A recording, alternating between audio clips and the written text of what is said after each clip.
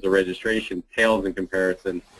There's really absolutely no comparison at all when you think about it with the overall cost of what needs to get done between now and March amongst many notable clients of ours. Very good. Well, then I think let's move on to implementation, and I think this is tying in with some questions that I'm getting from the audience as well. Tim, I'm going to jump to you.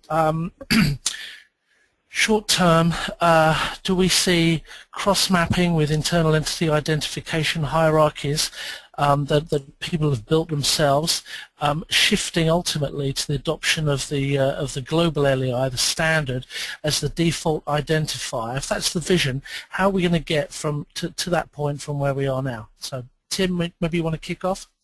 Sure, and our observations on how a lot of our clients are tackling implementation around LEI vary in scope. And I think many of our institutions are still confused on the overall scope of use within LEI. It's not clear.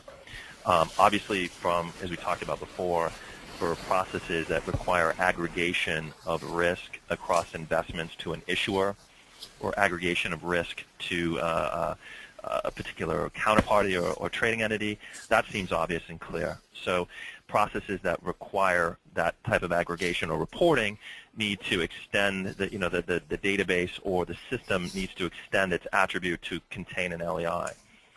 The bigger challenge that we see is LEI is clearly not appropriate for many different functions within the bank. So for trade operations, for example, trade confirmation, trading, settlement, SWIFT messaging, corporate actions, etc. For many of these functions, there are mechanisms to identify parties, using bit codes, for example,